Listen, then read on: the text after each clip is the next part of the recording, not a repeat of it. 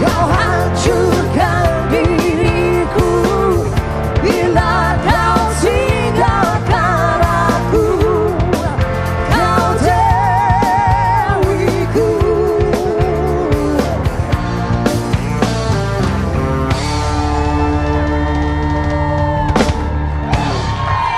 Saat ini memang Mas Dhani adalah satu-satunya artis yang sekarang atau musisi yang memang concern ingin masuk terjun ke dunia politik ya saat ini nih ya Mas ya. Ya sebenarnya saya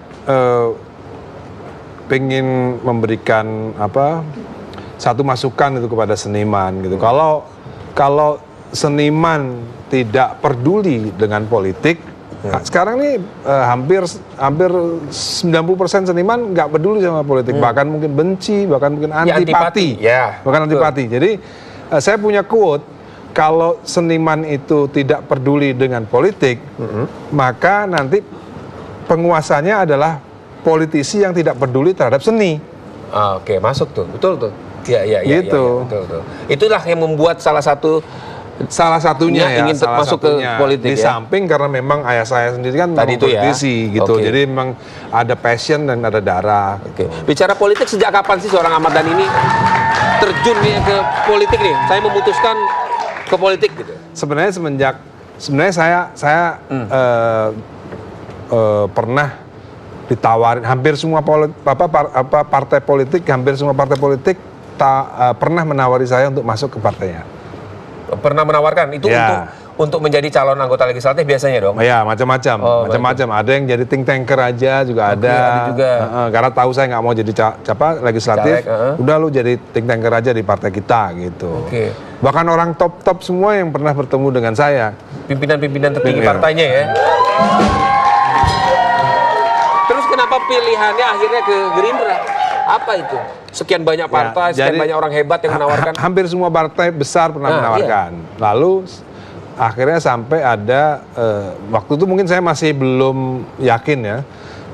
Ketika saya mulai yakin itu ditawari sama ketua Gerindra untuk mendampingi calon PKS untuk di Bekasi. Ini Pak Prabowo-nya langsung? Bukan, ketua Gerindra Jawa Barat.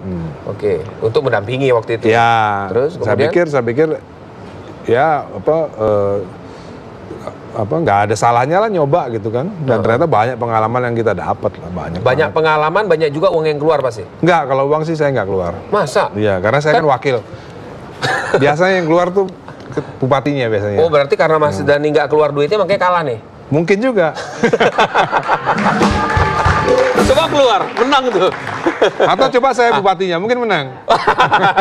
Jadi saya tidak ditakdirkan jadi wakil. Gitu. Kode nih Pak Ketua Umum.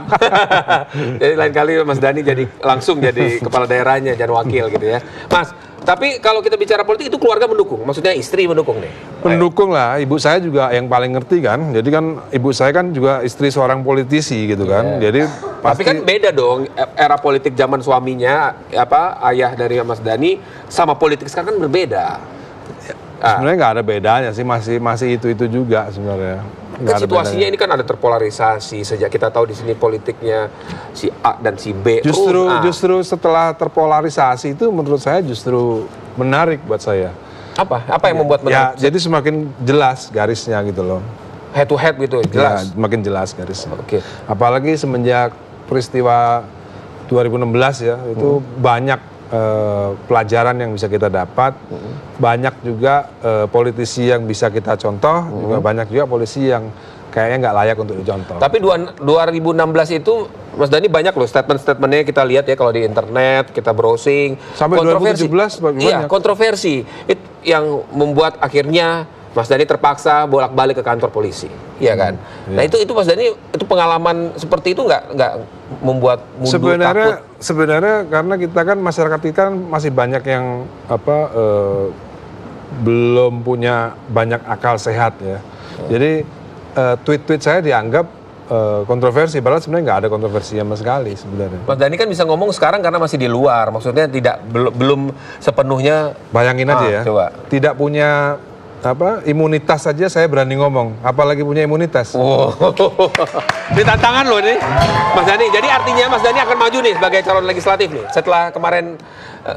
Ya mungkin kalau untuk hobi saya bicara politik, mungkin kalau saya masuk legislatif itu mungkin lebih asik. Iya, apa sih di mata seorang Ahmad Dhani melihat politik? Kalau di musik kan oke lah, sudah hatam lah ibaratnya.